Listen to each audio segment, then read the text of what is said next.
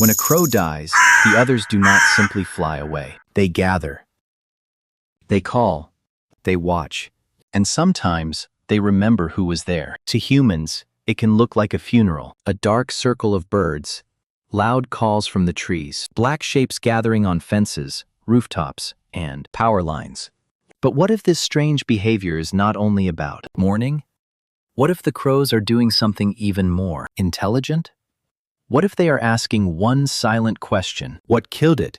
People often call this a crow funeral. But a crow funeral is not a funeral in the human sense. The crows are not standing around a body because they understand death the same way we do. They are not performing a ceremony. They are not saying goodbye. At least, not in a way we can prove. What we can see is this. When crows find a dead crow, they often become alert. They call loudly. Other crows may arrive. They gather around the area. They look at the body. But just as important, they look around the body. They scan the ground. They watch the trees. They watch people. They watch animals. They watch anything that might explain what happened. Because to a crow, a dead crow is not just a body. It is evidence. Imagine a crow flying over a quiet street. It sees another crow lying motionless on the ground. That scene carries information. Something happened here. Maybe a car hit it. Maybe a hawk attacked it. Maybe a cat was nearby. Maybe a human did something dangerous. Maybe there is poison, a trap, or a place that should be avoided. For an intelligent animal, this is not something to ignore. It is something to study. This is one reason crows gather around their dead. They are learning danger. They are not only looking at the dead, they are trying to understand the place where death happened. This is why the behavior feels so strange. A crow may not touch the body. It may stand back. It may call from a roof. It may hop closer, then move away. It may stare at the same spot for a long time. To us, this looks mysterious, but to the crow, it may be survival. If one crow died here, the others need to know why. And if they can learn why, they may survive longer. This is where crows become different from many other birds.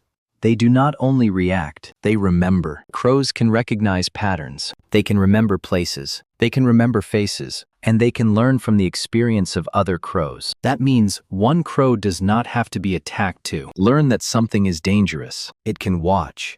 It can listen. It can see what happened to another crow. Then it can change its behavior. This is social learning. One crow sees danger. Many crows learn from it. That is why the calling matters. When a crow calls loudly near a dead crow, it may not be crying in the human sense. It may be sounding an alarm. It may be telling others, "Come look. Something happened here. Be careful." The call brings more crows. And when more crows arrive, more eyes study the scene. Each bird gathers information. Where is the body? What is nearby? Is there a predator? Is there a human? Is the area safe? Should this place be avoided? This is why a crow gathering can feel organized. It is not random noise. It is attention. And attention is one of the crow's greatest strengths. But there is another reason this behavior feels so powerful. Crows do not only remember danger, they may remember who was near it. If a person is seen near a dead crow, other crows may become suspicious of that person later. They may call at them. They may follow them. They may warn other crows when that person appears. To humans, this can feel personal, as if the crows know something, as if they have connected a face to a death. And sometimes, that may not be far from the truth. Crows are known for recognizing individual human faces. They can learn who is dangerous. They can also learn who is harmless. So if a crow sees a person near danger, it may remember. Not because it is supernatural, not because it has a curse to deliver, but because memory keeps it alive. This may be the real reason crow funerals became so haunting to people. Humans saw the gathering. They heard the calls. They watched the blackbirds arrive one by one. They saw them stand around the dead, and they felt that something deeper was happening. In a way, they were right.